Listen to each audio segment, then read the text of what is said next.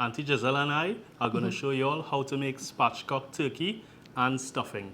Right, so to start with our turkey, the first thing we do 16 hours ago was set our turkey in a brine solution. For me, I like to do 2 cups of brown sugar, 1 cup of salt, fresh rosemary, some crushed garlic, and today I'm also using Spanish thyme and fine thyme.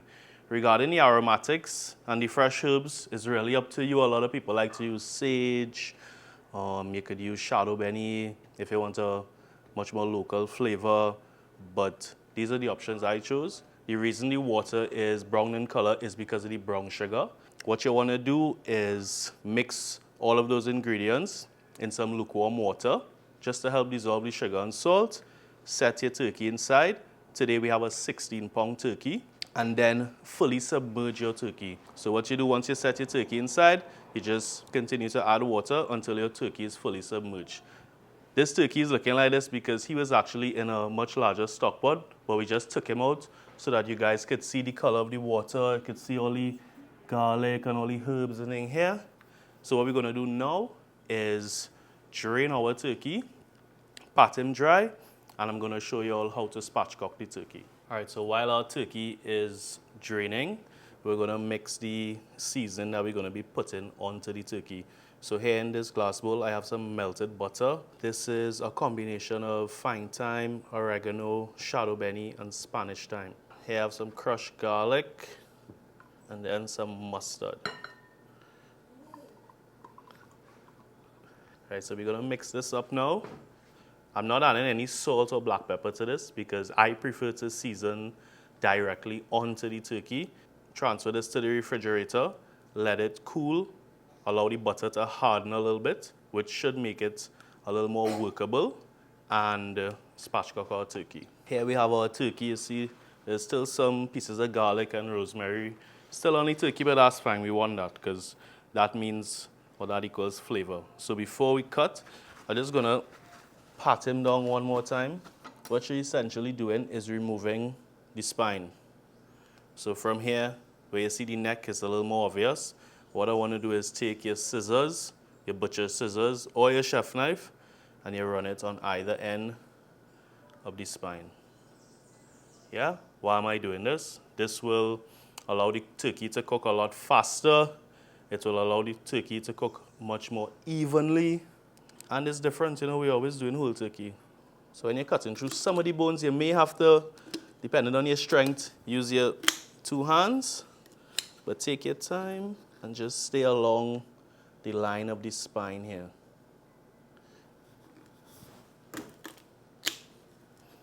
There we go. Right. So one side is done. What I'm gonna do is just repeat. And careful where you put your hands because some of these bones here are very sharp. So what I'm going to do now is just repeat the same process.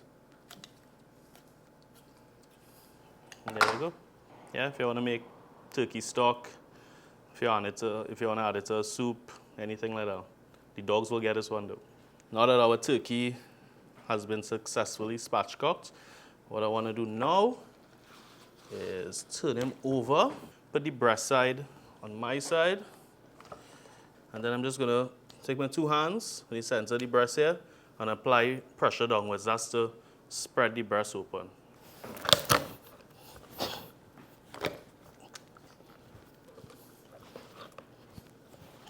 And here we have our spatchcocked or butterflied turkey. You can just go ahead and tuck in your wings so the tips doesn't burn.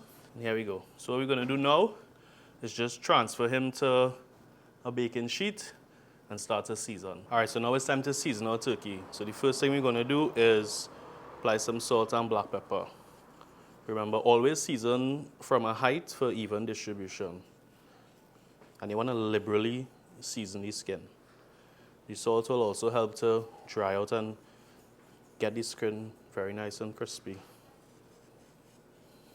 Same thing with your black pepper, season from a height. Right, and now I'm using a brush to apply our base.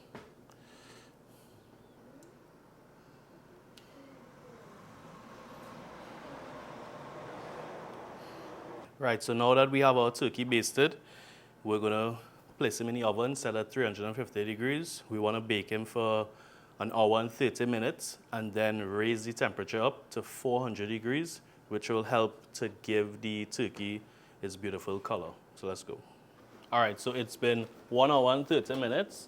So let's check our turkey. We wanna raise the temperature of the oven to 400 degrees and leave him in for about 10 to 15 more minutes just to finish, get that beautiful color. All right, so while the turkey is in the oven, Rhett's mom is here to help me make stuffing or more or less show me how to make her stuffing. So the first thing we're gonna do is prepare the bread. Now, traditionally, or maybe not traditionally, but a lot of people use the store-bought version of this, but we are gonna be making our own seasoned bread. So what I'm gonna do, this is stale bread slices, and in this pot I have some melted butter, salt, black pepper, celery, and garlic. So I'm gonna brush this directly onto the bread before transferring it into the oven set at 350 degrees, and I wanna bake this to a crisp. You're almost making like croutons. Correct. All right? So, Auntie, what are some other options if you didn't want to use bread? If you didn't want to do this, yes, you could buy the store-bought stuffing mix, as they call it. Or you could use crackers, crush them up, and mix that in, and give you the same result. I mean, but this will definitely add a lot more flavor. This have all the garlic and the celery and a nice buttery. And the bread is always nicer. The reason I prefer to do this way too is we could control like the flavor. Of you course, know? yeah. We could Yeah. decide what we want to put in this. And for the stuffing, we're making it's more like a family pastel recipe we're Yes. making. Yes. Whose recipe is this? My grandmother's, your great grandmother. My great grandmother's Yes. recipe. Yeah. So typically, Wow. we would always have pastel meat remaining after we make pastels. So that would be what we would add, the bread and the, extra meat, and make the stuffing with. Add extra capers, add extra oil, and Right. do that stuffing to go in the turkey. But today we make, so the meat we're doing for the stuffing is really meat you would make to put in your pasta, basically. Okay. Same Okay, kind of perfect. flavor. So once we put our bread in the oven, we're going to start with the meat one time. Yeah. All right, perfect. Let's go.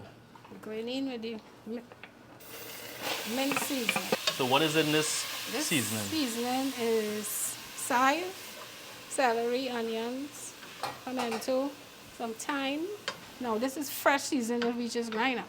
So it may not have as much water, but we still want to make sure we don't have any kind of moisture in there, any kind of too much water in there. See, the beef or the giblets? No, I'm gonna put this in first. Okay. It's like a patty. Yeah.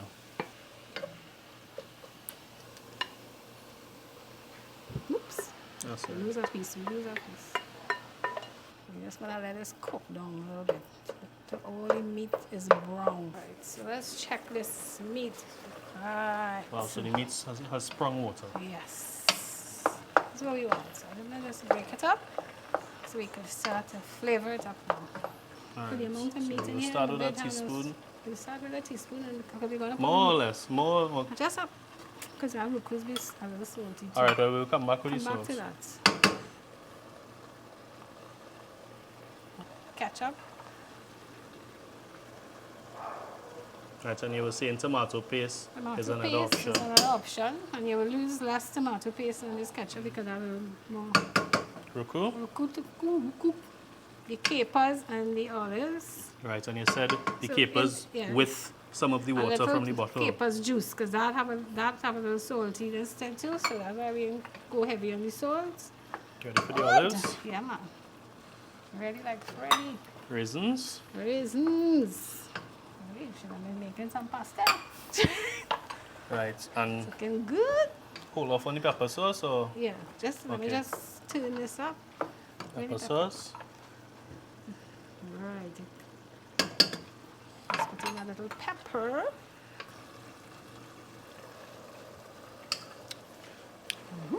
It's coming to come. And we add that Like a real pastel pizza. Oh yeah. Nice, huh? And remember the So we bread, just turn the this bread on- season bread too, season. So when we adding that, Oh yeah, man. Right, so the bread is finished. So while the meat is cooking, I'm gonna go ahead and start to cut it up. How small you want me to cut it up, Auntie? yes, perfect. Perfect? Yes. Nice. You hear how nice and crispy the bread gets? Yeah, man. I'm showing that in because the meat is.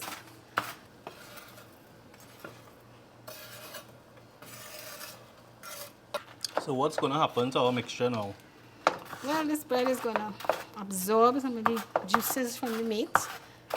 And that's what we wanted to do that because we wanted to work in. And if it, you mix it till you get it to the texture you want because you don't want the meat to be too dry either. Right. If it is getting dry, you can always add a little beef stock, chicken stock, whatever stock you have, or even some butter, margarine will work to keep it moist. Especially if you're not putting it in the turkey to bake and you're doing it like a side dish. You don't want it too dry. You can add some more. Add a little more? Yeah, you can add a little more. I think that might be good enough after that. Yeah. Good there? Let's see, I'm gonna work it in. Little time to allow the bread to absorb the moisture. Yeah. Then we can see if we need to add more. Yeah. How much of the pimento we adding? Half there for me. About half?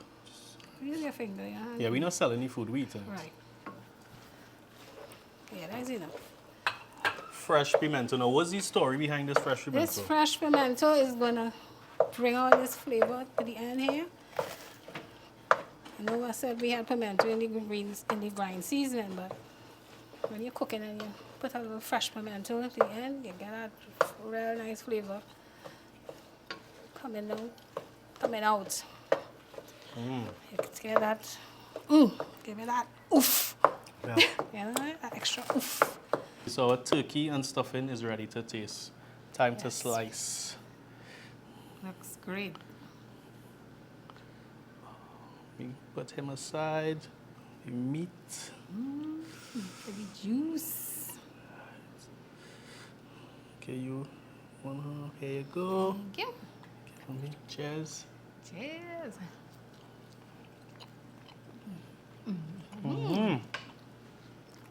Delicious. Not too dry. Moist.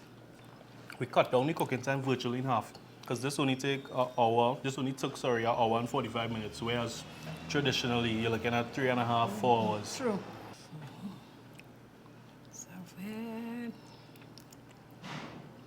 Cheers. Cheers again.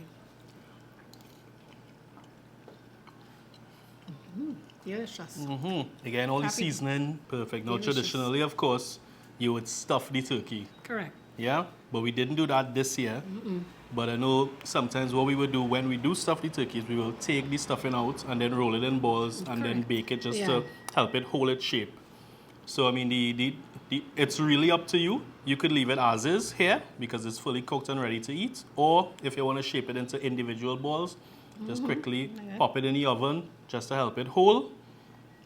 And there you Or go. some people even put it in more like a dish type and they cut it Okay. in squares. Like a pie. Like a pie. I prefer it this way or in the turkey. All right, cool. All right, guys. Well, thanks for watching.